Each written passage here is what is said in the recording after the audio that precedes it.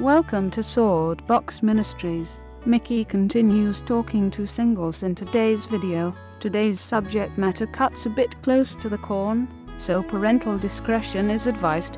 Our verse for the day is Matthew 7:13 and 14. Enter by the narrow gate, for wide is the gate and broad is the way that leads to destruction, and there are many who go in by it. Because narrow is the gate and difficult is the way which leads to life, and there are few who find it.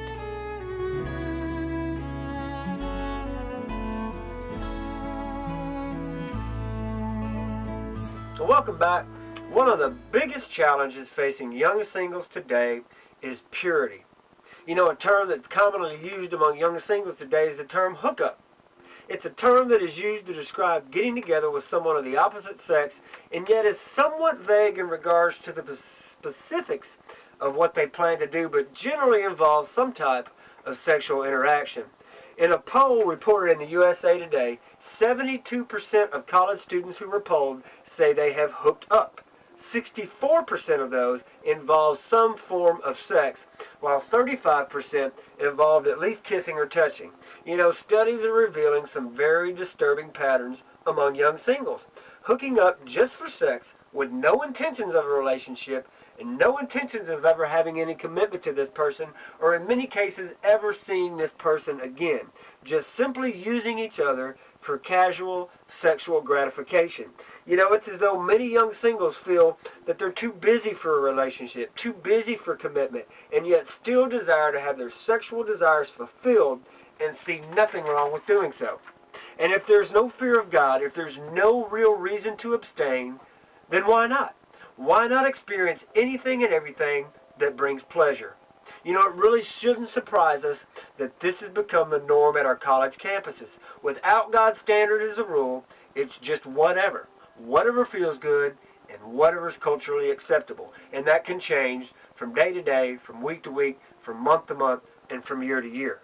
However, in a study of over 17,000 college students by a sociologist, Paula England, 24% of college seniors claim to be virgins, and it appears that that number is on the rise.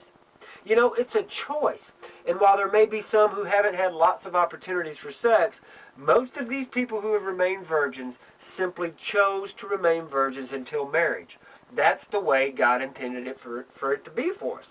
You know, one young student interviewed in this article in USA Today said that he had a group of his friends who had made a decision not to have intercourse until marriage. You know, that's awesome. That's not trying to do it alone, but that's having support and an accountability. And I highly recommend, as you try to remain pure, that you form some bond with some other like-minded people who want to do the same, to keep accountability, to pray for each other, and to help each other, because it really is tough. You know, for young boys and singles, sex has been viewed as a rite of passage for decades in this country. To stay pure has been viewed as square and unpopular. But 1 Peter 4:3-4 says, "For we have spent enough of our past lifetime in doing the will of the Gentiles, when we walked in lewdness, lust, drunkenness, parties, and abominable idolatries. In regard to these, they think it strange that you do not run with them."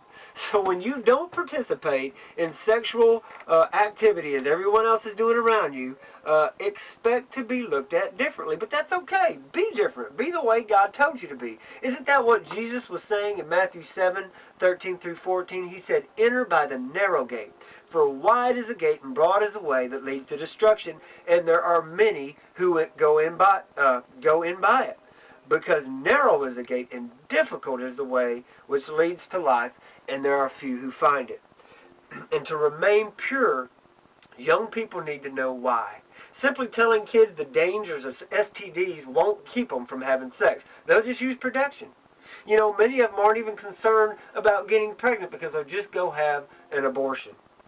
We can tell them that it will take away from them what they could experience from their future mate, or that it turns an intimate act that God meant to be special into some common pleasure.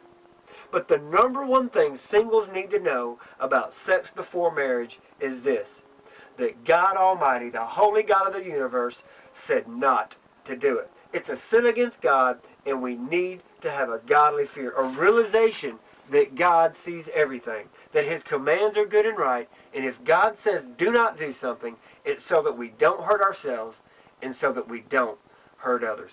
Well, we're going to finish up part 2 of this particular subject on singles tomorrow when we continue to talk about the challenges of staying pure in young singles. God bless you, and we will see you back here on Swordbox tomorrow.